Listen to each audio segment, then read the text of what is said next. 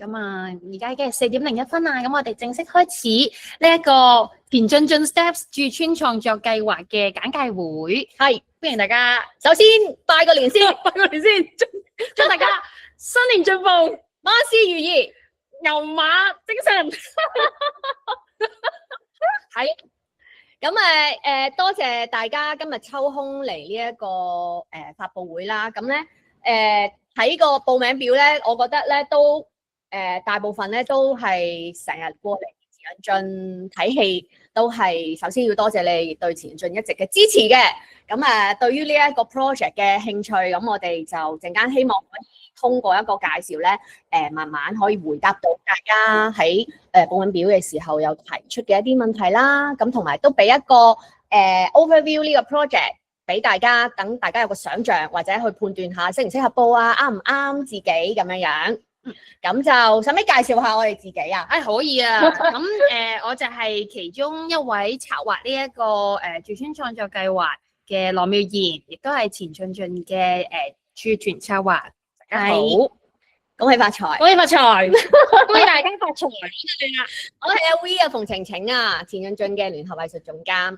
咁就呢一個 residence 咧，係我同阿妙嘅一個新嘅企劃。係都係今次係第一次田進進推出類似嘅 program 嘅，咁都相當興奮，係啦，係希望期待迎接大家嘅創意。咁我哋今日咧就會分兩個部分啦，先咧講下個 project 啦，然後咧我哋會一齊 go through下嗰個意向書啊，究竟點樣填嘅咧？咁樣咁就第二部分啦。咁因為咧我哋都會想有其他未必今日可能今日忙住拜年唔得閒嚟嘅朋友咧，都可以睇翻今日個簡介。咁所以咧，我哋會有錄影嘅，即係呢一個內容。咁如果大家有咩 concern 咧，你哋可以私信我哋，係啦，否則我哋就撳着嗰個錄影掣噶啦。係。咁另外咧就係會有提問嘅時間啦。咁我哋都會鼓勵大家咧用打字嘅方式咧喺嗰個chat box 嗰度將你哋想問嘅問題咧都打出嚟。咁等我哋會比較容易去閱讀同埋消化你哋嘅問題，等我哋可以回答嘅時候會 ready 啲咁樣樣。咁大家喺報呢一個簡介會入邊問嘅嗰啲問題咧，我哋亦都有收到噶啦。咁希望喺陣間嘅即係簡介嘅過程入邊可以解答到大家嘅問題。咁但係如果解答唔到咧，咁就歡迎你喺最後嘅即係發問時段咁啊再發問啦咁樣。咁去到呢度，大家喺收聽我哋美妙嘅聲線或者喺我哋冇問題係有冇問題咧？我哋而家喺田進進嘅 office 嘅，係 OK 又可。如果有咩咧，就隨時喺個 chat box 嗰度話俾我哋聽啦。OK， 咁我哋就開始啦，事不宜遲。來，咁我哋 share screen 先。係，咁唔知大家咧有冇去我哋呢一個嘅網頁嗰度睇翻我哋嘅 project 啦。咁我哋其實今日嘅簡介會咧都係會 base on 而家發布咗嘅內容咁樣去講嘅。咁就呢一個係我哋第一次嘅駐村。咁話說我哋喺牛棚藝術村，咁我哋就真係以一個村嘅概念咧，去將我哋而家有嘅資源，主要係一個空間嘅資源。希望咧係可以開放俾一啲有潛質嘅創作人，咁所以對我哋嚟講咧，呢個 project 其實首先想 celebrate 嘅係一種打開嘅呢個動作。咁我哋將我哋嘅劇場空間作為一個排練嘅空間或者創作嘅空間打開俾大家。咁同時間咧，亦都希望咧，呢個 program 咧係鼓勵你哋去打開你哋自己嘅。咁包括就係我哋今次希望可以揾到4 team 人，4個作品。咁而呢4 team人咧，我哋會喺呢3個月裏嘅駐村期間去 share 劇場嘅空間呢個資源。並且咧呢4隊人會比較係密集地去交流，同埋互相嘅傾偈或者切磋，互相提供一啲唔同嘅角度去。觀照翻或者 reflect 翻，原來我而家做緊呢啲嘢嘅，原來我而家喺一個創作過程嘅呢一個部分呢個階段嗰度，咁其實即係一個 work as a team 啦，and make friends 嘅一個過程。咁阿苗，我記得即係自己去駐村嘅時候咧，通常都係一支公嘅。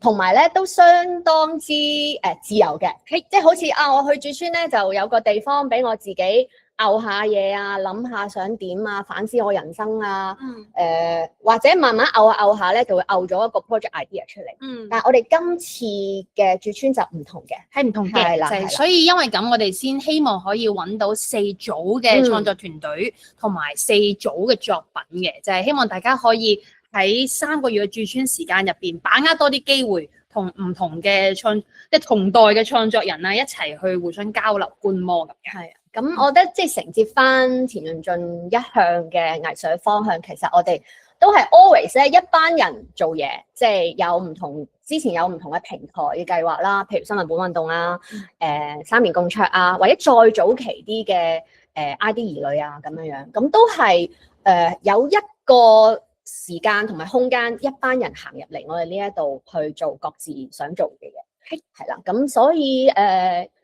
一開始想 celebrate 嘅係一種打開嘅方式啦。咁另外咧就第二個想 celebrate 嘅嘢咧就相當浪漫嘅，都咁就係我諗大家都會明白咩叫做製作主導嘅生態啦。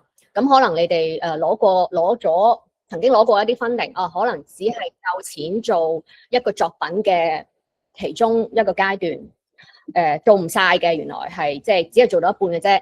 又或者嗰啲資源咧，你會做到個 project 出嚟，但係覺得其實未得嘅，係啊，想再深化佢。如果俾多1個月時間我就好啦，如果俾多啲資源我就好啦。咁我覺得即係通常開始做創作嘅時候，都會面臨到一啲資源上嘅困境，以至咧限制咗嗰個作品嘅發展。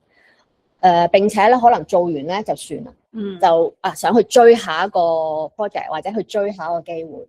咁所以都希望今次嘅駐村咧係可以有一個時間空間咧，俾一啲有 potential 嘅 project， 即係起碼對你哋嚟講咧，呢個 project 係哇心心念念，佢仲有得生嘅，佢仲有得成長嘅。但係我就係爭一個時間，我就係爭一個資源嘅啫。咁你就帶呢個 project 入嚟。喺牛棚呢一度有3個月嘅一個咁樣嘅時間，再去深化一個作品。咁所以咧，同一啲喺坊間而家會有嘅駐村咧，亦都有不一樣嘅。我哋唔接受咧一個 idea，我哋需要有一個已經有前期發表嘅作品，一個 project 帶入嚟嘅。係啦，所以呢一個駐村計劃佢唔係一個第一步嘅孵化計劃，我哋期望你已經有咗第一步，然後嚟到呢個牛棚劇場，當可以有比較充裕嘅時間空間，有一啲資源可以俾你用3個月時間去發展嘅時候，你嘅第2步究竟係會點樣再發展同埋深化呢個已經發生咗嘅第一步咧？咁呢個係好重要嘅一個 focus 嚟嘅。咁所以係我哋 celebrate 嘅第3點咯喎。第3點啦，係啦，第3點咧就係我哋希望能夠參與呢一個駐村計劃嘅創作人咧，對於自己嘅創作計劃或者對於自己作為一個創作人係有一個 curatorship 喺裏邊嘅。你係策劃緊你自己嘅一個創作過程，甚至乎你係策劃緊你自己作為一個創作人，你嘅創作方法點樣體現喺你嘅作品裏邊咧？點樣體現喺你嘅每一個深化嘅每一個步入邊？係唔係一個有意識、有計劃、有實踐嘅 project 咧？咁所以第3個我哋 celebrate 嘅 value 咧就係 curatorship 啦。你如何 curate 你自己作為一個創作人？冇錯，咁就呢個係一個大嘅方向啦。咁所以其實喺個網頁嗰度，大家都會見到嘅3個月嘅駐留個重點咧，係包括咧需要先詳細策劃一個工作路線圖。即係譬如你例子就係我已經做咗個讀劇㗎啦，咁我想攞呢個讀劇嘅嚟 join 呢個駐村，咁可能你需要諗嘅就係你下一步其實希望點樣提升呢一個作品，以至點係咪想改寫嘅劇本，又或者原來我唔係改寫劇本嘅，我係需要咧喺一個嘅 staging 上面開展一個第2步嘅創作啦。咁點樣去利用一個3個月嘅時間，係啦，去可以深化到你之前已經做咗讀劇嘅嗰個劇本，甚至令佢成為一個可以被演出嘅一個嘅作品咧，咁樣樣。咁所以喺陣間我哋會講個意向書，同埋再 shortlist 咗要交詳細計劃書，其實好大個內容嘅要求咧，就係你點樣去使用嗰個時間同埋空間，以至 reflect 到你對於嗰個創作過程嘅認知，同埋規劃。冇錯。好，咁就另外咧，我哋就會係強調咧，讓生活日常同埋社會現實走進你嘅創作過程嘅。咁呢個都回應翻頭先我一開始講話想打開呢個動作啦，就係點樣將你自己，可能一個編劇好努力咁樣寫好咗一個劇本，然後想去 stage 佢嘅呢一個過程，點樣打開，讓嗰個日常嘅生活，其他人嘅生活經驗可以行到入嚟嗰個創作過程咧？咁有咩方法咧？咁亦都係呢個駐村一個特色嚟嘅，冇錯。係啦。咁第三咧就係另一種打開啦，就係團隊與團隊之間，讓你哋嘅過程咧都相當赤裸嘅，即係打開俾唔同嘅即係參與嘅其他團隊去交流同埋討論同埋對話。咁我覺得都係一個互相學習嘅過程，唔係首先你團隊你自己嘅 project 唔係單打獨鬥啦，並且喺駐村裏面咧，亦都可以同另外3隊人，即係一共4隊人去一齊建立一個臨時暫時嘅一個 creative 嘅 community， 係啦。咁所以我哋會喺規劃上咧都會好刻意咁樣咧安排一啲studio visit 啦、open rehearsal 啊，或者一啲 weekly 嘅傾偈，一齊飲個啡啊嚇。咁可能就住一啲創作上嘅卡關或者一啲疑惑，咁我哋掟出嚟傾下咯。咁佢未必直接對應到，可能未必直接可以做到而家你手上個 project 嘅一啲 problem solving 嘅，但係其實都係儲緊一啲唔同嘅方法同埋觀點去 consider 點樣去創作，互相學習。係，我補充。好，咁我哋就接下來講一啲比較實質嘅一啲資訊啦。咁首先咧，我哋嘅駐村日期啦，咁就會發生喺今年嘅8月1日至到10月31日，咁總共3個月嘅。咁頭10個星期咧，都會係大家嘅即係創作即係去發展深化嘅一啲時間。咁去到最後嘅3星期咧，咁就將會係大家嘅最尾嘅一個展演嘅入台時間同埋呈現時間嚟嘅。咁所以大家可以預計就係喺呢3個月裏邊，頭10個禮拜就係用嚟去做創作啦。好。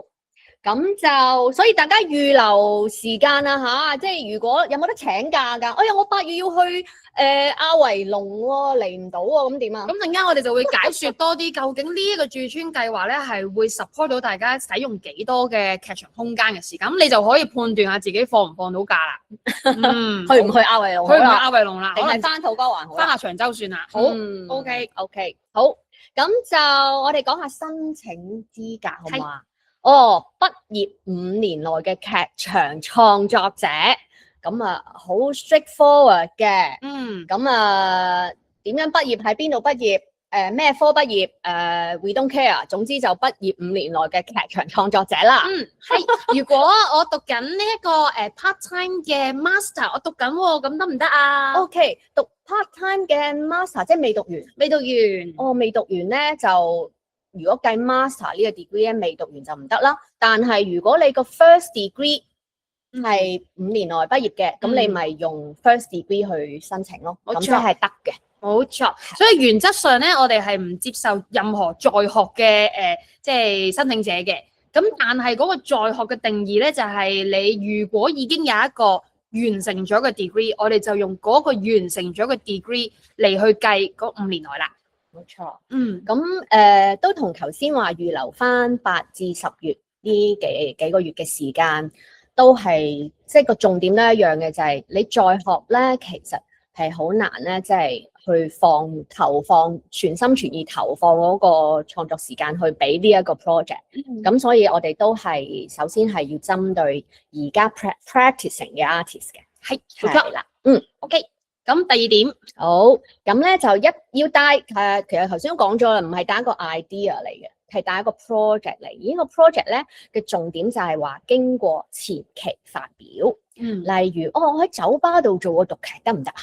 得哦，可係，我其實已經咧做過一個試演㗎啦。我其實成個戲咧個半鐘，但係我試演咧做咗大概30分鐘啫。曾經喺某一個嘅studio 咁樣，係，咁係咪都得啊？係可以，得。所以咧，有人喺呢一個報名呢個簡介會嘅時候已經有問過，已經開展嘅計劃係唔係一個能夠駐村嘅必要條件？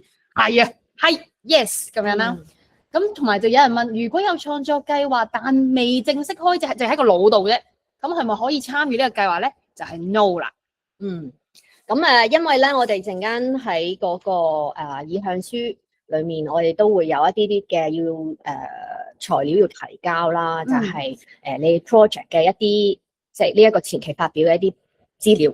係咁，所以我哋提交就係2月21至3月21號啦。咁如果剛好你已經準備發表啦，喺3月內準備發表，咁係咪都趕得及啊？趕得及。所以嗰個cutting line 咧，就係喺我哋交呢一個詳細計劃書，即係第2階段嘅時候嘅嗰個4月6號到4月26之前，你已經完成到嘅嗰個首階段展演咧，咁我哋都係會接納嘅。係啦，咁 so that 我哋就有嗰啲材料可以 review 咁樣。冇錯。有一條問題好，我覺得幾有意思嘅，就係問即係已經開展或者經過前期發表嘅劇場計劃，具體上作品要有幾成熟咧？幾成熟咧，就交翻俾創作者去判斷啦。亦都係因為你覺得未成熟，所以先至要深化啊嘛。冇錯。咁如果你對於嗰個作品都非常滿意啦，咁恭喜你，咁你可以帶去巡演啦。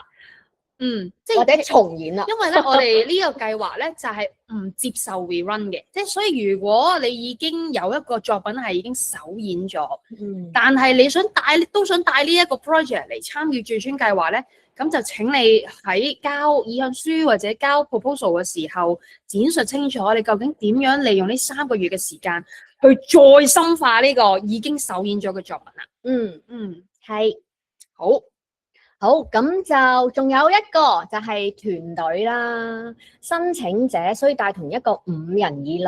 嗱，我哋呢度5人以內咧，計埋你本人啦嚇，即係1+4啊，最多嘅創作團隊共同參與。嗱，首先咧容許我咧好行政咁樣去講呢個團隊佢嘅責任就係其實佢哋共同係負責即係對於呢一個 commitment 有一個共同嘅承擔嘅，係啊，咁所以即係呢一 team 人係會真係承諾並且嚴格執行同你行到尾嘅，即係呢3個月。冇錯，係啦，咁你make sure 佢哋係真係願意啊嚇，你嘅創作團隊成員係能夠亦都 committed to 可以同你一齊去經歷呢3個月嘅駐村計劃嘅。哇！如果我帶成村人嚟喎，真係嚟駐村啦！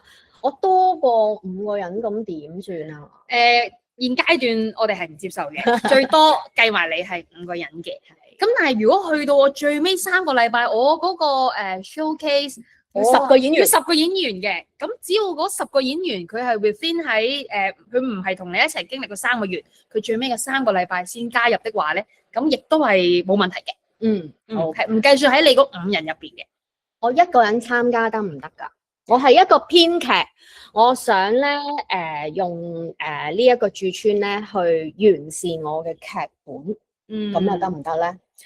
喺 technically 嚟講咧，你淨係得一個人咧，我哋都係會接受你去做呢一個申請嘅。咁但係都希望大家可以即係記翻我哋一開始講過喺呢一個駐村計劃其中一個我哋好 celebrate 嘅價值。除咗打開門之外咧，我哋亦都好希望每一個即係駐村嘅團隊能夠互相密集交流同埋觀摩。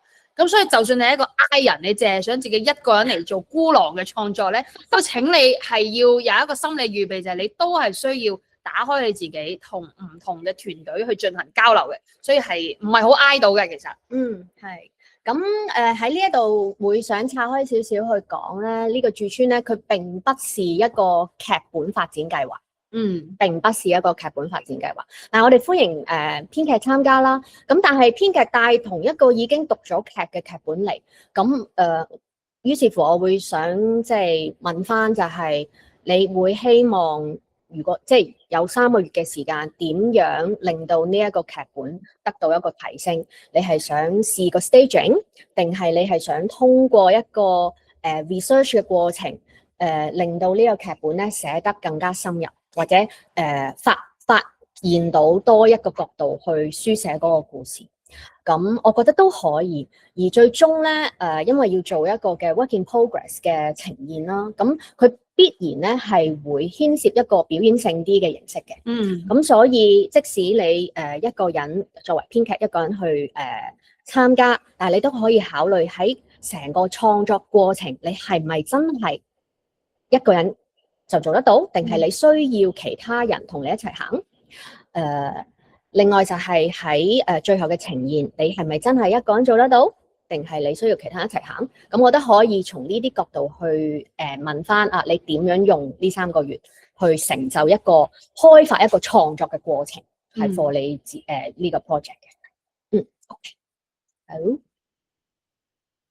OK， 好啦，駐村嘅要求啦，會做乜嘢嘅咧？喺呢3個月，除咗自己埋頭創作之外，咁就當然就係埋頭創作啦，但係又要打開咁樣埋頭創作。咁我哋強調咧，就係你哋對於嗰個創作過程咧，非常之有意識去規劃完之後，亦都好有把握可以執行到。咁所以咧，第一個駐村要求就係我哋8月1號駐村之前咧，其實嗰個籌劃已經開始咗嘅。咁所以大概5月啦，你哋就會知道咧是否入圍。咁然後我哋隨即咧就會去 plan 究竟點樣用牛棚劇場呢一個創作嘅資源。咁所以咧要求嘅第一點咧就係喺駐村開始之前咧，會同我哋去進行不少於2次嘅會面，去定駐村嘅工作。基本上咧就係同你一齊去規劃嗰3個月係要點樣用、點樣做，係啦。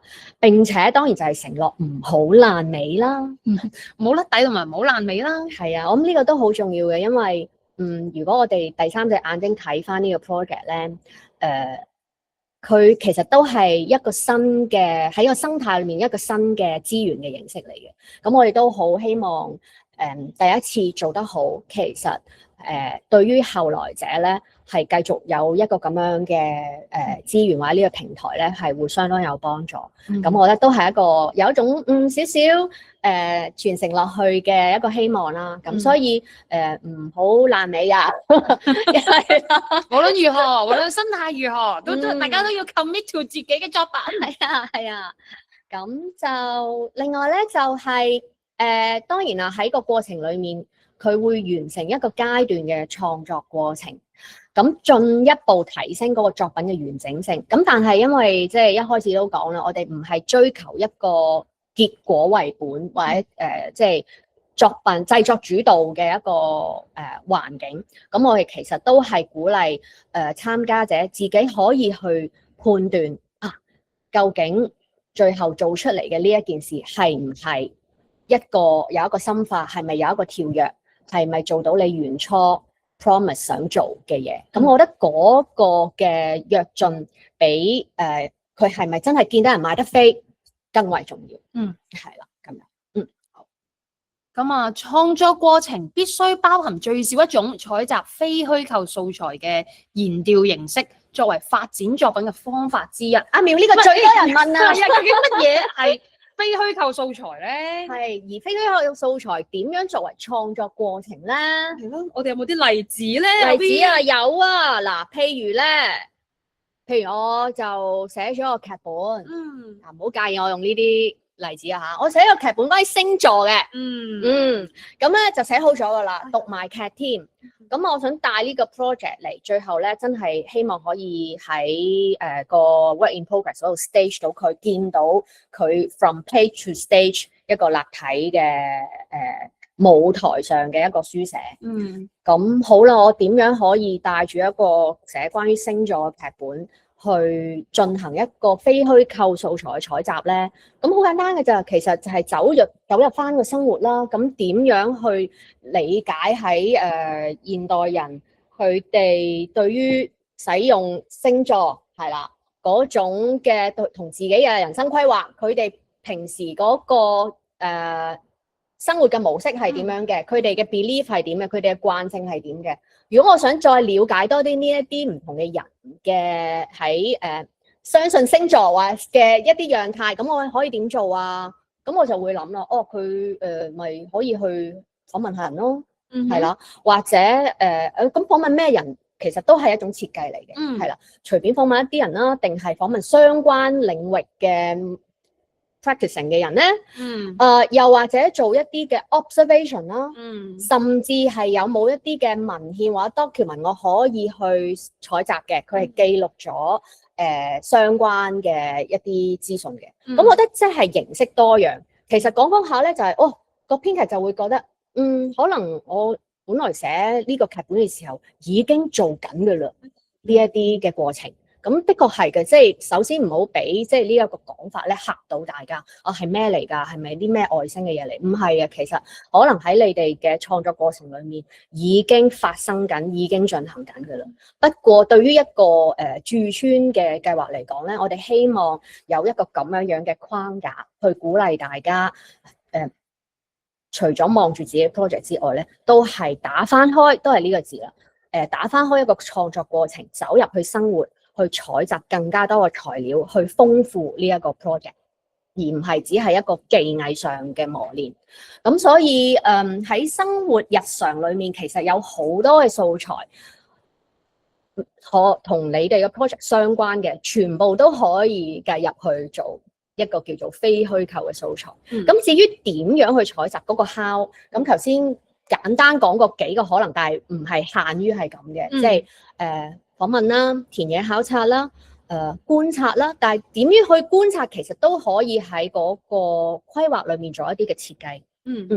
以至就係一啲文獻上嘅research 都可以。冇錯，可以放膽咁樣去試下，去揾屬於你哋自己嘅非虛構素材嘅採集方式係啲乜嘢，或者去放膽去揾下究竟你所關心嘅生活日常同埋社會現實，而值得擺喺你嘅創作過程裏邊嘅嗰啲嘢係啲乜嘢。咁其實係好開放嘅，咁所以就冇一個好明確嘅 marking scheme 嘅，咁所以大家可以嘗試下寫咗先。係啊，咁可能對於某啲 project 嚟講咧，呢件事咧有啲距離嘅。咁呢個距離係有趣嘅，就係好似想 encourage 你開呢一道門。哇！我從來冇諗過我呢個 project 咧係要去攞呢啲素材翻嚟幫我哋去創作嘅喎，從來冇諗過。咁而家就可以開始諗下啦。咁但係如果聽到呢度覺得，咦，其實都唔係好 relevant 喎，有啲夾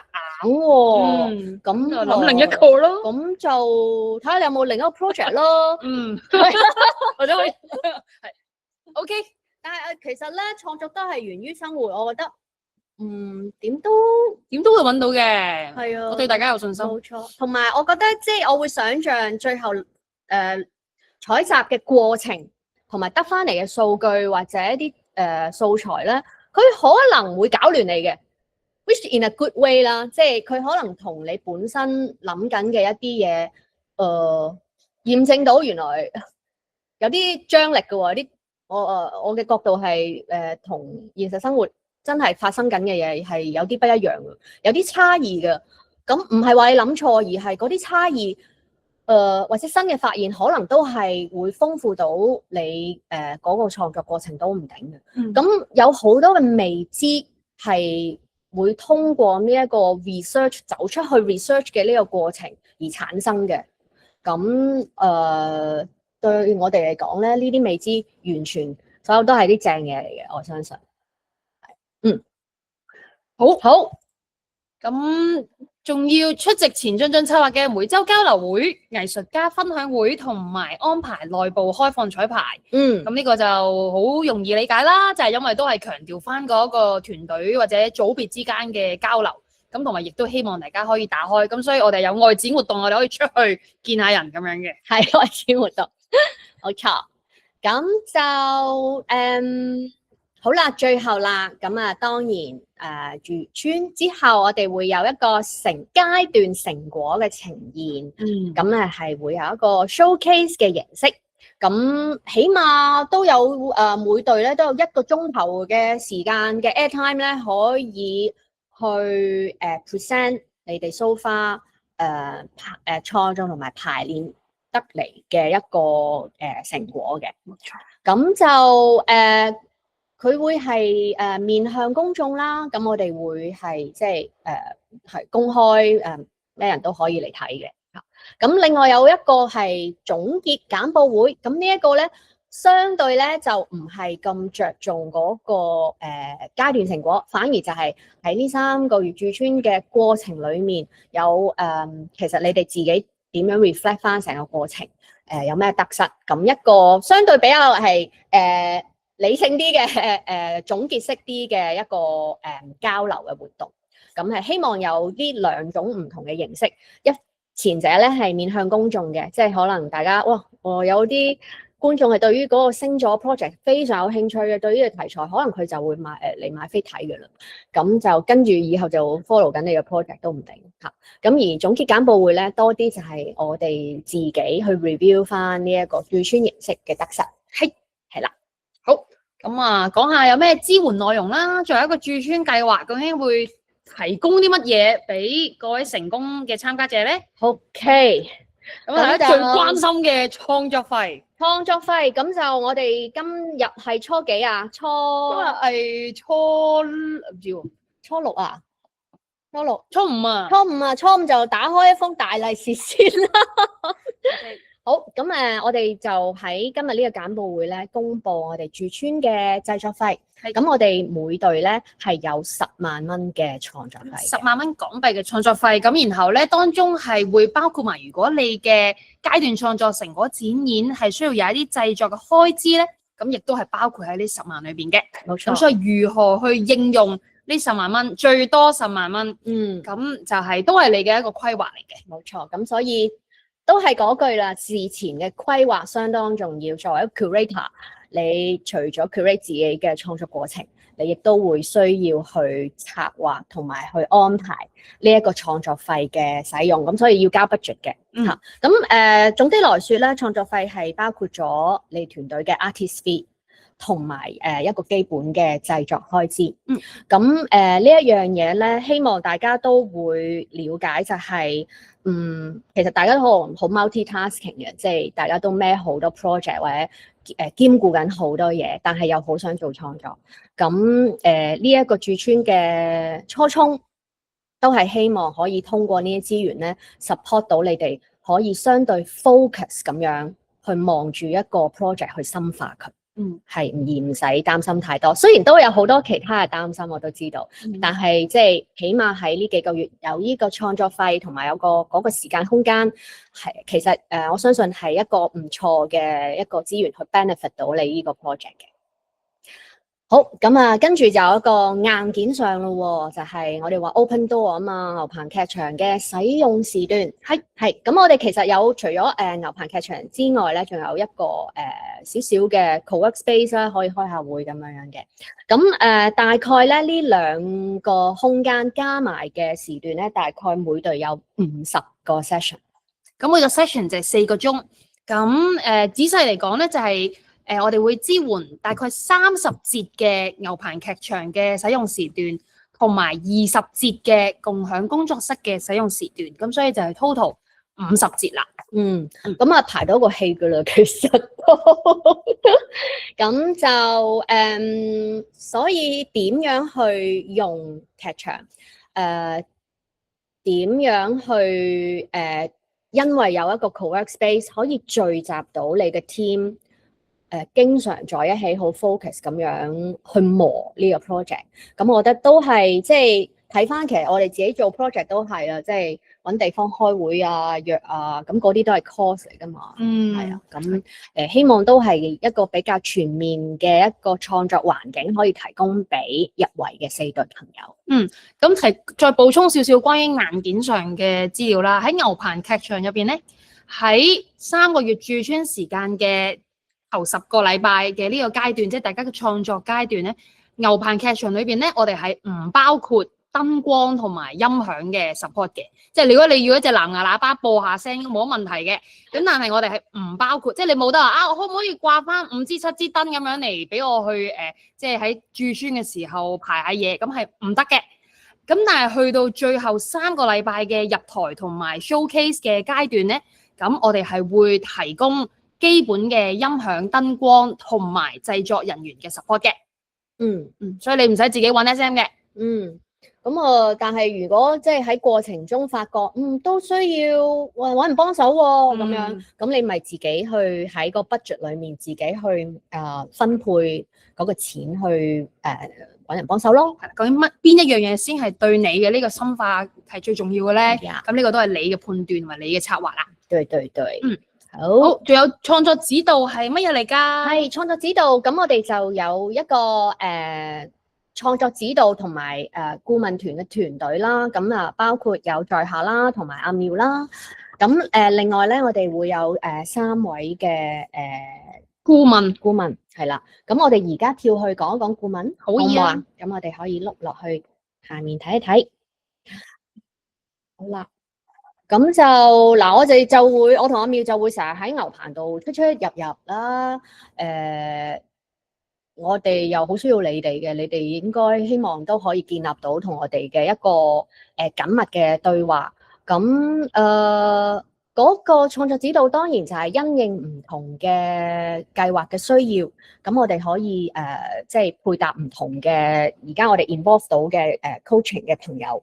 咁其實嗰個做法係你 anytime 需要我哋咧，我哋都會喺度嘅嚇。咁但係都會有一個嘅 system，一個幾 regular 嘅一個對話嘅schedule，係我哋可以咧互相溝通，令到我哋可以 keep up with 你哋嗰個創作嘅進程咁樣樣。所以與其話係指導，其實更加似係我哋係出邊嘅第3隻眼，或者係我哋可以同你一齊同行，希望可以即係見證或者俾一啲意見，關於你所策劃嘅呢一個創作過程，或者呢個採集素材嘅過程，我哋可以就住我哋嘅經驗或者我哋嘅一啲觀點，俾一啲意見你。好，咁我哋今次咧好開心咧，可以邀請到以下3位朋友咧，同我哋喺個3個月裏面可以有一個即係再緊密啲嘅交流同埋聯繫嘅。咁咧，首先就係鄭思玲教授啦，咁佢係一位人類學家，咁但係同時間其實佢早期咧都有做劇場嘅創作嘅，以至喺佢而家嘅一啲田野嘅調查同埋研究。去到某一個階段咧，佢都有嘗試用劇場嘅形式咧，去展示同埋去組織整理佢田野嘅一啲資料嘅，同埋個數據嘅。咁佢嘅專長同埋研究嘅興趣咧，係性別研究啦，同埋難民係啦，即係 human trafficking 人嘅流徙係全球嘅人嘅移徙。咁就而家咧喺中大嘅人類學系嘅，咁所以其實去翻頭先話非虛構素材嘅採集，咁思玲咧喺呢一方面咧就一定會即係有一個非常之強嘅訓練嘅背景同埋方法可以提供。咁另外咧就係除咗人類學之外咧，我哋喺 visual art、contemporary art 方面咧都邀請咗瑞芳嚇，佢而家係中大 fine arts 嘅。咁瑞芳佢嘅創作方式咧都好有趣嘅，會通過同社群嘅人士嘅合作同埋協作，可能係以一個工作坊嘅形式，或者一齊走進去體驗一個 situation 嘅形式去。通過呢一啲嘅互動去採集一啲素材，最後以一啲 visual art 嘅方式咧去呈現翻佢哋所經歷過嘅經驗。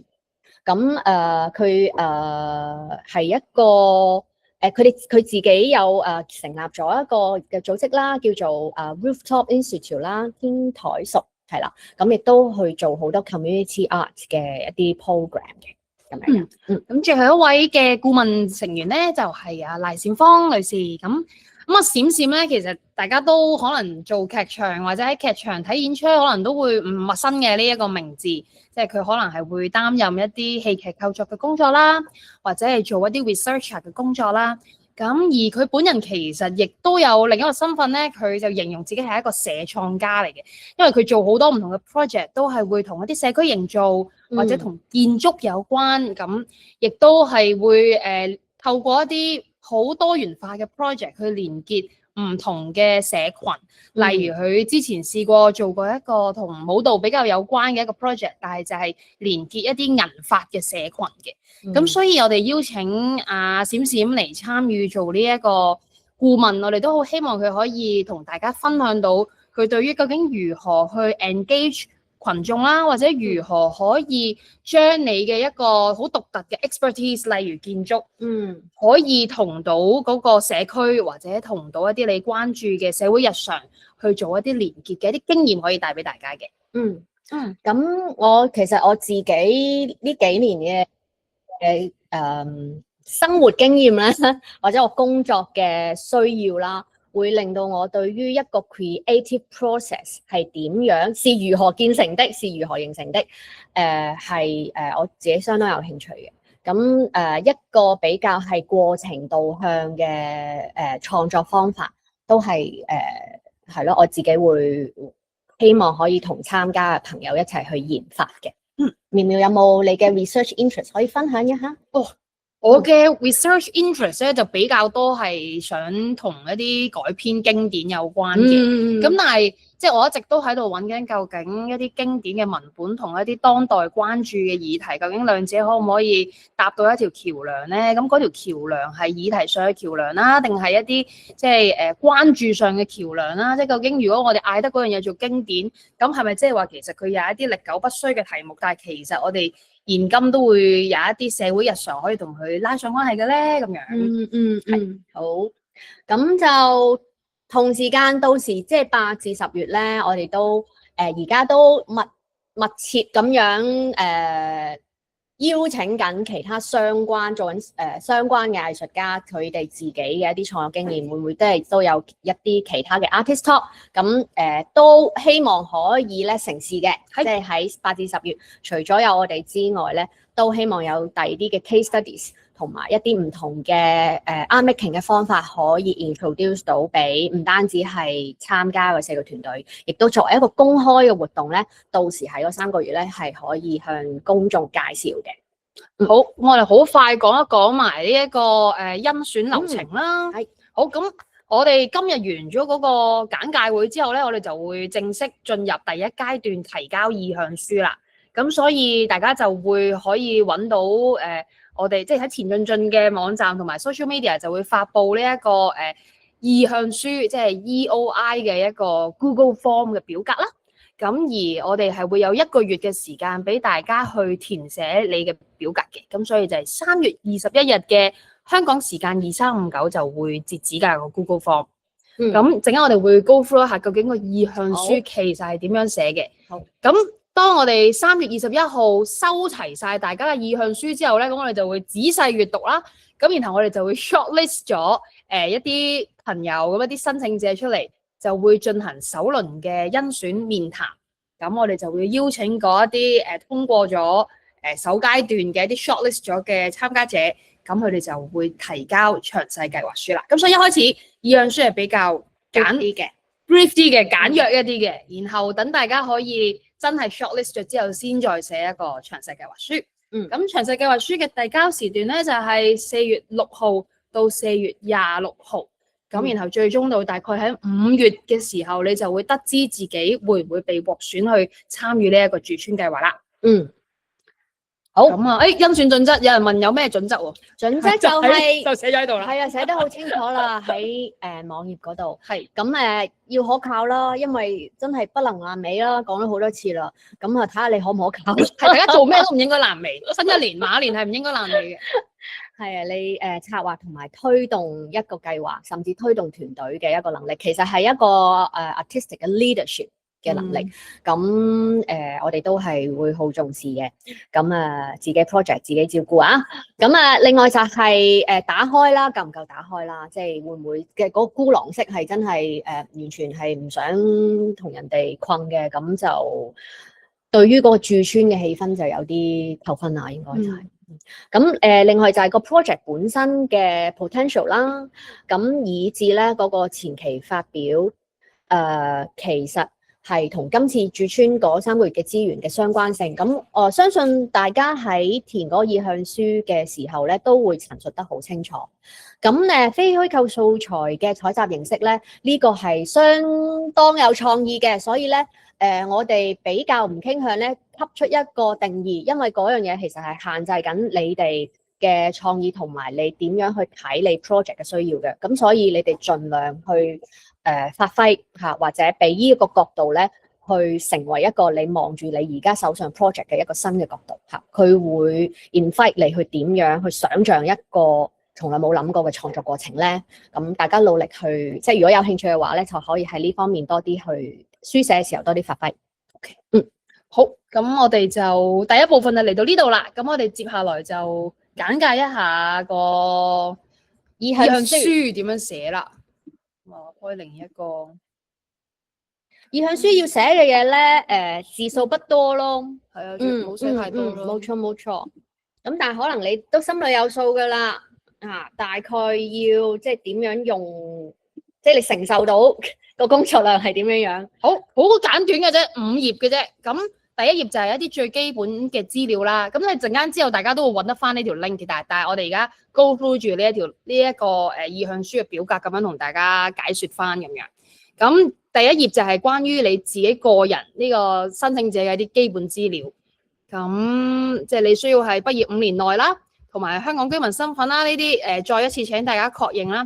咁我哋繼續啦，即係你説了算㗎啦啊！我哋唔 check 嘅，已經去到第3版啦，咁樣就即係關於創作計劃啦。咁非常之core 最核心嘅內容都會喺晒呢一度啦。咁需要請你用300個中文字咧解説一下你嘅創作計劃嘅。咁我雖然 Google Form 冇一個 function 去限字數，但係我哋係會數嘅，即係過300我哋就唔睇㗎啦。咁所以希望大家可以緊守真係300中文字，因為呢個都係一個公平嘅原則，即係你寫到3000字咧咁樣，如果我哋睇咧，咁對其他人就唔公平啦。所以300字去簡介你嘅創作計劃，咁然後之後就再有一個300字嘅airtime 咧，俾你去解説一下究竟你點樣喺你嘅創作裡面去採集非虛構素材，你有咩方向？你點樣喺呢個計劃裏邊體現出嗰啲加咗啲生活日常同埋社會現實入去你嘅創作過程入邊？咁300字嘅你嘅創意發揮，咁而家你已經600字啦，寫咗好。咁然後你亦都需要咧簡介一下呢個計劃係點樣已經進行咗佢嘅第一步啦。即係譬如你可以輕輕解説一下原來曾經係做過一個讀劇嘅，或者我做過一個內部嘅展演嘅，即係俾20個 friend 睇咁樣。又或者我陳任何嘛，我做咗個 podcast 嘅咁樣。咁總之就係你嘅解説。俾我哋知道個第一步係乜嘢？係咪膠片啊？係咪膠片嚟講咧？現階段唔係最必須嘅，但係你係有個 airtime 可以膠片嘅。如果已經有咗好 ready，咁why not 俾埋我哋睇咧？咁樣咁你期望如何通過駐村創作深化你嘅創作計劃？咁都係要用300個中文字去分享一下，究竟你有啲乜嘢嘅？你覺得我個作品仲爭啲乜嘢要突破或者深化咧？我最希望自己可以透過呢3個月嘅時間去點樣發展呢個第2步咧？咁呢個亦都係你嘅airtime 嘅時間。好，已經去到第4版啦。第4版咧就係關於你嘅團隊成員。咁頭先講過啦。係包埋你自己嘅，咁所以就係1、2、3、4、5，你咁請你自己選擇啦。即係如果你係1的話咧，即係意味住淨係得你自己一個。咁如果有其他好特殊嘅情況咧，咁你就自己剔其他咁樣去説明啦。咁接下來最後咧寫字嘅部分咧，就係請你用150字嘅中文就簡介一下，究竟你呢3個人、4個人、5個人嘅呢啲構成。係呢啲咁樣嘅夥伴，其實即將係會點樣喺你嘅呢個創作計劃入邊發揮佢哋嘅作用嘅咧？佢哋嘅分工會係點樣嘅咧？150字。咁唔好俾簡歷，因為簡歷咧就可以喺下一題嗰度咧就係提供佢哋嘅網址啊，或者下載連結啊咁樣。咁你總之用你嘅方法令到我哋了解你同埋你嘅團隊啦。咁啊，留意翻咧，你嘅團隊係必須 commit to 呢個8至10月嘅時間嘅。咁即係可唔可以請教阿維龍啊？聽日阿維龍咁啊，你自己計算一下，究竟嗰50節嘅創作時間入邊，你可唔可以抽到時間去阿維龍啦？嗱，我預告一下，我而家手上就已經有嗰個劇場使用嘅初步嘅規劃嘅時間表啦，係非常之密集嘅。基本上咧，你每個禮拜都喺牛棚，所以其實你去唔到阿維龍嘅。好，係。好，咁最後咧就係一啲我哋對你好奇嘅資訊嘅，即係譬如你點樣會知道有呢一個駐村計劃啊？又或者有冇人share 呢一個資訊俾你㗎？咁你過往有冇參加過一啲駐村啊，或者residency 啊嘅計劃啊？咁諸如此類咁樣，咁亦都有一啲我哋即係好奇啊嘛，咁所以想了解下呢個階段嘅你啊，作為一個創作人，點解你覺得需要參加一個 residency 嘅計劃咧？咁然後去到最尾咧，就係關於是次申請嘅任何問題補充分享。即係如果你真係好想，我已經有好 ready 嘅第一部嘅影片啊咁樣，咁你就喺呢度寫啦咁樣。係啊，但係呢啲只係一啲補充資訊啫。我哋呢個唔係我哋最關注嘅嘢，即係唔係你交得越多補充資料咧，就係越加分嘅，都唔係嘅。就係究竟你之前去展述你自己嘅計劃，同埋點樣運用呢一個駐村計劃，即係你個諗法啊，先係我哋最看重嘅東西嚟嘅。咁阿妙啊，如果咧呢個 project 咧，我已經帶過去另一個駐村啦，我可唔可以帶同一個 project 嚟呢個 steps 嘅駐村咧？如果你覺得呢一個已經駐村過一次嘅 project 仲有值得深化嘅空間，同埋能夠回應到我哋對於非虛構素材或者社會現實生活日常嘅一啲要求的話，咁你就帶呢個 project 入嚟啦。係啦，咁所以即係可能你啱啱駐村已經有個作階段呈現嘅，咁嗰個都算係一個前期發表。係啦，咁樣。好，咁啊表格就高呼到呢度，咁我哋接下來就會入呢一個問題時間。哇，好快啊，即刻有啦咁樣。咁啊 stop sharing 先。等啊，開翻啲問題，俾啲時間我哋消化一下先。好，咁應該大家都有係睇到個問題㗎嘛？同一個創作人可唔可以 involve 喺多過一個 application？即係你嘅意思係，譬如我喺application A 咧，就係我係申請人啦。然後你喺 application B 咧，咁當然你唔可以再係申請人啦，但係你可能就係另一位申請人嘅一個創作團隊成員。係，我覺得可以喎。係可以嘅，但係你就要，亦都要就住呢一個特殊情況展述俾我哋知道，究竟你點樣分配你嘅時間啊？唔好意思，想問下劇本嚟講係深化過程，可唔可以加長，定係要 base on當時讀劇嘅劇本，唔可以加，唔可以減？深化嚟講咧，當然係可以全盤推翻，二全盤改寫下。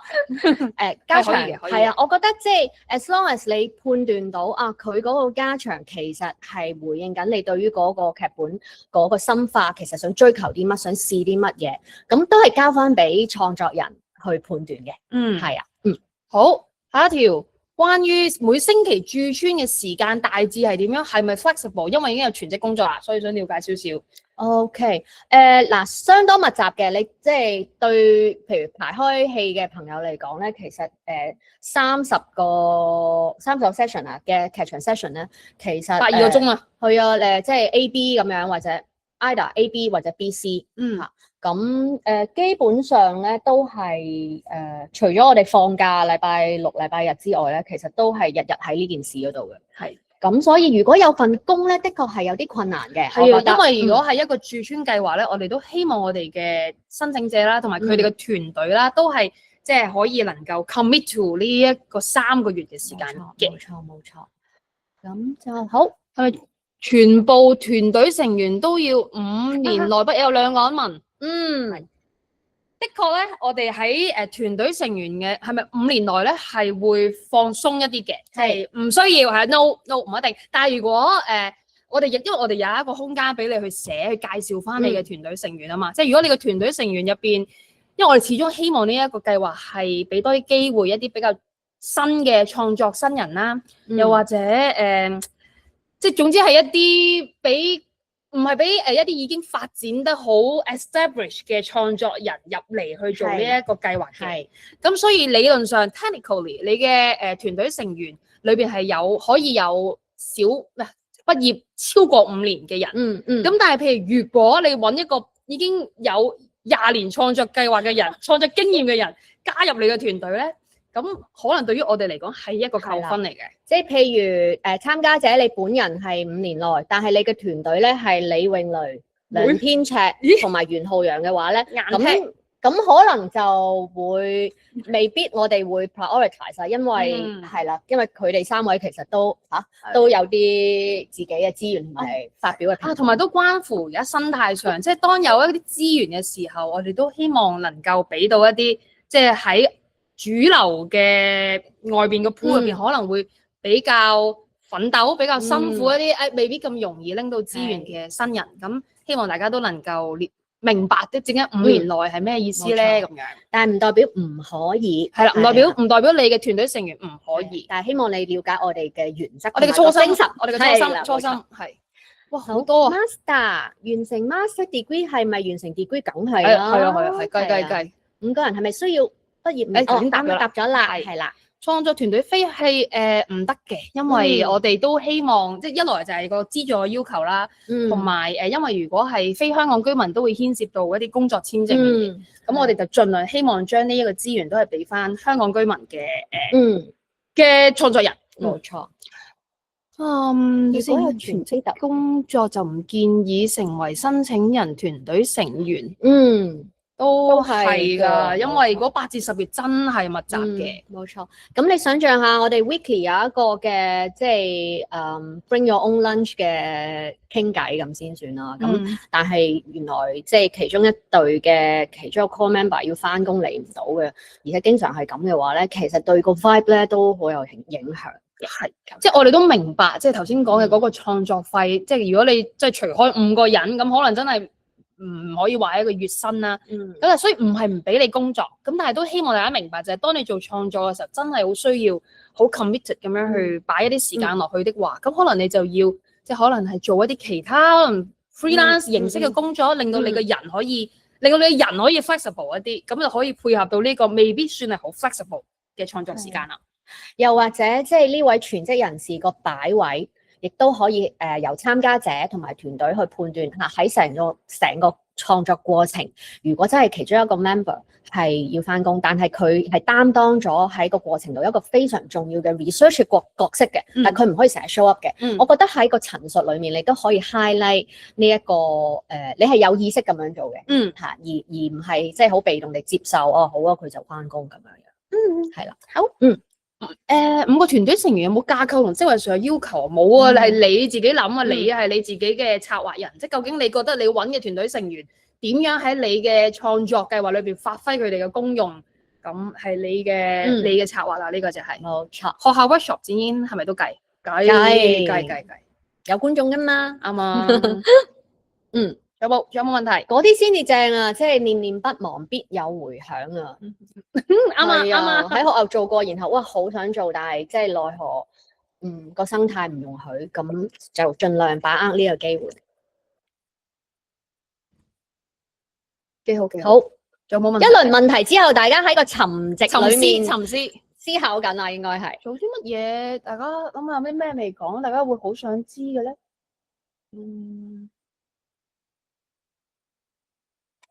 係，我諗緊時，大家都可以諗，我哋可以俾多幾分鐘大家。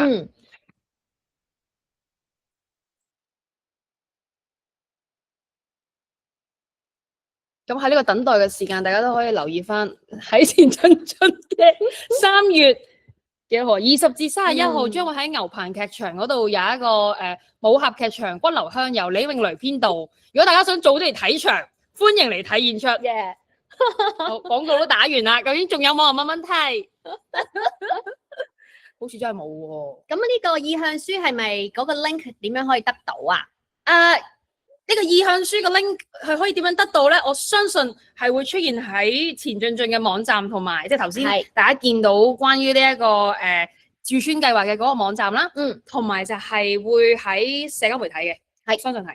咁如果有另外一啲嘅問題，你就可以 inbox 我哋 IG 或者 Facebook 啦，係咁樣樣。哎呀，好好啊，係啊，係我哋嘅同事已經將呢個表達，唔該晒，係啊，大家可以立即 save 低呢條 link 啊。好，咦，我見到逆男舉手喎，定係可能係一個錯誤？呢度有關於駐村時間。哦，頭先有講到 A、B、C 嘅時段。好，我舉一個例子啊，不如可唔可以？好喎。譬如 A、B 係第一組嘅，咁咧即係嗰個禮拜咧，咁咧第一組咧就會連續5日咧都可以 A、B 咁樣使用劇場。咁個 A、B 嘅意思係0-100。咁夜晚黑嘅時段咧就會係第二隊用啦。咁所以咧第一隊同第二隊咧，基本上喺嗰個禮拜咧就會 share 劇場嘅排練空間嘅。咁而第三隊同第四隊佢哋喺邊咧？佢哋就會係喺嗰個 co-work space 嗰度，可能做一啲規劃或者開會。咁基本上咧，因為我哋分開咗呢兩個 space 啦，4隊佢嘅使用啦，咁所以咧，第一佢哋 always 會喺牛棚相見，二咧我哋係用咁樣嘅方法去 share，去 swap 嗰啲唔同嘅使用嘅形式嘅。咁同埋而家初步嘅規劃咧，喺劇場嘅使用時段咧，都係一個漸進式嘅，即係唔會咧第一下8月一開始咧，大家就我嚟排嘢啦咁樣。佢係一個循序漸進嘅，慢慢加上去嘅使用嘅時段，咁令到咧喺駐村嘅一開始嘅時候，嗰個籌劃同埋交流嘅意味會強啲，然後先至大家慢慢咧分開去做各自嘅 research 同埋排練。咁大概係咁咯。咁所以劇場我哋分 A、B、C 3個時段係啦。朝早、晏晝、夜晚係。咁有陣時係會係 A、B 咁樣樣，有陣時會係 B、C 咁樣。session 係會由大會分配定係大家夾嘅咧？大會咧係已經精密咁樣設計咗一個俾大家使用劇場嘅時間嘅。咁但係真係當一切塵埃落定啦，即係已經選定咗能夠參與駐村嘅團隊，咁的確係可以大家一齊有 flexibility 嘅。咁但係我哋 base on 一個已經由大會分配嘅使用劇場時間。咁嗰個大會分配嘅當然我哋企一個角度就係首先要公平啦，同埋要令到呢個資源唔會太 overload。咁所以嗰個所謂中央統籌咧，都係兼顧緊一個比較overall 嘅 management 嘅一個任務。咁裡面有冇 flexibility 咧？我相信係會有嘅。係。請問牛棚劇場嘅戶外空間可以開放展演嘛？定係展演地點？同埋同之後嗰題問呈現地點可唔可以跳出牛棚係可以一齊答嘅？係。最尾呢一個展演係需要喺劇場發生嘅。冇錯。仲有冇問題？咦，我見到 Carson 舉咗手喎，但係係咪又係撳錯咗咧？如果有問題可以打落去呢一個 message box 嗰度。係，唔好意思啊，同事。係，如果有問題可以留言打字喺 chat box。如果你唔方便打字，咁你就講啦。不過聽唔到你係關於個團隊成員嗰度咧，我嗰個網站咧上翻即係個團隊成員嘅背景，同埋佢有。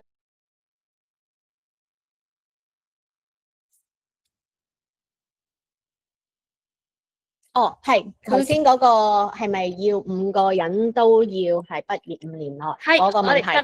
答多次，係就係你本人需要係畢業5年內，但係你嘅團隊成員不需要係畢業5年內。但係因為基於嗰個駐村嘅原則係希望可以將機會留俾一啲創作上比較新嘅創作人，咁所以我哋亦都會喺 review 你成個意向書或者你嘅 proposal 入邊嘅時候，去睇下究竟你邀請咗有幾資深定係有幾新嘅創作人嚟去加入你嘅計劃啦。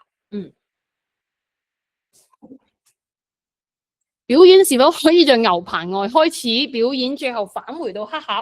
好 specific 喎，你已經諗到佢個最尾嗰個。佢已經有規劃啦喎，佢已經好有規劃啦。我翻個黑盒啊，寫翻全體。咪要咩崗位最好咯？我哋講，我哋答埋先，完答埋先，答埋呢一個牛棚外開始表演，佢真係好心心念念。心心念念我呢一刻嘅 response 係唔可以嘅。係，我哋要好，嗯我哋因為始終係一個駐村計劃，即係希望能夠最大程度盡用到牛棚劇場呢個空間，咁亦都係咯，咁所以目前嘅回應就好似阿 V 咁講，就係所有嘅展演我哋都喺劇場裏邊發生。全職工作嘅人加入團隊係咪要 remark？係啊，需要 remark 咯，同埋要睇下負責咩個你喺嗰個85字入邊咧，都需要書寫究竟你嘅團隊成員負責咩分工嘅，所以係啊，係啊，多謝呢個非常之負責任嘅交代嘅方式，係讚讚讚。咁都係嘅，即係如果你報海外嘅 residency 咧，其實你係咪翻工咧？基本上咧唔係一個問題嚟嘅，因為你 assume 就係放低晒香港嘅嘢，然後出去駐村咁樣係。咁但係喺一個本地嘅駐村嘅平台計劃咧，的確即係呢樣嘢係棘嘅。咁但係嗰個初心都係不變啦，我哋都係想大家可以 focus 喺個創作裏面。係，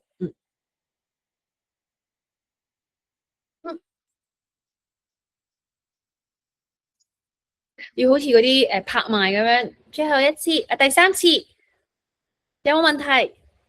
第二次係啊，最緊要我覺得呢一刻我鼓勵大家去諗嘅就係有冇一啲 project 你真係覺得我好想繼續發展佢啊，佢係 work 嘅，佢得㗎。就爭一步兩步三步咁樣。係，如果有問題請打字，又或者如果唔方便打字，咁你就開咪啦。但係最好打字，因為我哋可以記錄低你嘅問題。咁呢個一啦，二就係即係呢3個月，你係咪 ready？即係呢3個月咁樣去工作咯，同一個團隊。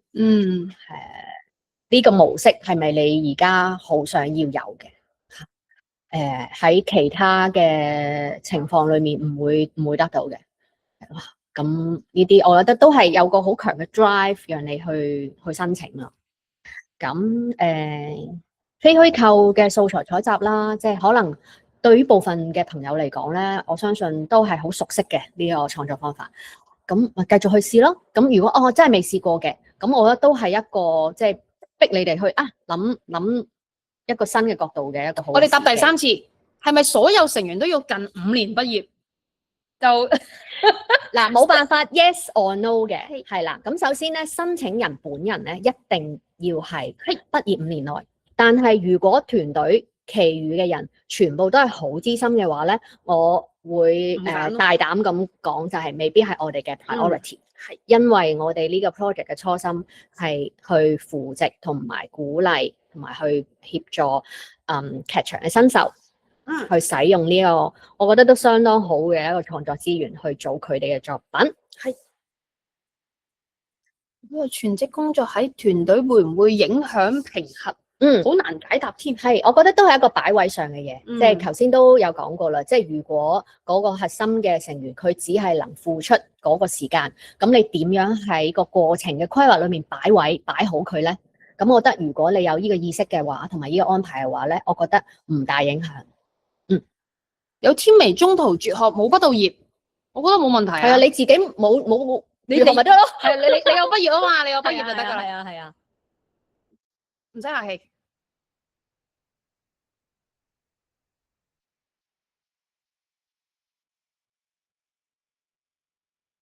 係啦，所以如果即係呢一刻未諗到一啲問題，咁亦都可以之後可能 inbox 翻或者前進進嘅 Facebook 啊，或者 DM 翻前進進嘅 IG 啊，或者 send email 俾前進進啊，我哋都會收到嘅。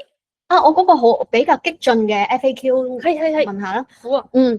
其實咧我已經咧攞新苗㗎啦。咁我 show 咧12月就做㗎啦 ，book 埋場㗎啦。咦，係激進嘅，係好激進，係。咁我12月就會做㗎啦呢個 project。OK。咁我就用呢3個月可以喺牛棚排我呢個戲喎。咁得唔得啊？排呢個戲咧，就要俾我哋知道究竟你嚟排呢個戲係點樣幫助到你去深化你已經有第二步嘅創作計劃啦，即係你呢個計劃 suppose 係你嘅第二步嚟噶嘛。咁然後你最尾喺呢一個劇場嘅展演入邊 showcase 咗一次，然後你隔咗一個月就再去黑盒劇場正式演出係冇問題嘅。我恭喜你添。係，但係我哋即係一方面你係 working towards 一個 full production 啦，但係同時間我都必須要強調駐村我哋係有一個精神，有個指導嘅原則。咁希望之前過去1個小時嘅講解亦都有傳遞到俾大家嚇。我哋呢個駐村咧唔係製作主導嘅，但係你用咗呢個資源去深化作品，以至可以達到你下一步嘅full production 咧，我哋係非常樂見呢一個嘅結果嘅。係，記得頭先有問題啊，有啦，團隊成員唔係香港居民唔 OK 啊 ，no， 一定要係香港居民。咁佢咪擺喺其他得唔得啊？喺其他，咁你都照寫咯，但係應該都真係唔得噶啦，係因為都牽涉到資源嘅分配嘅公平性啦，同埋一啲申請工作簽證嘅行政嘅 burden 啦，咁樣。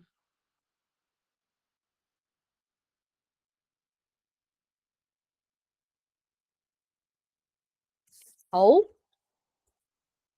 得唔得咯？如果大家冇問題，我哋就。咁我哋就要去好嚟緊1個月內就等你哋嘅意向書咯喎。係非常之期待，多謝大家今日嘅參與同觀賞，再一次向大家拜年，恭喜大家，新年快樂，萬事創作如意。順利。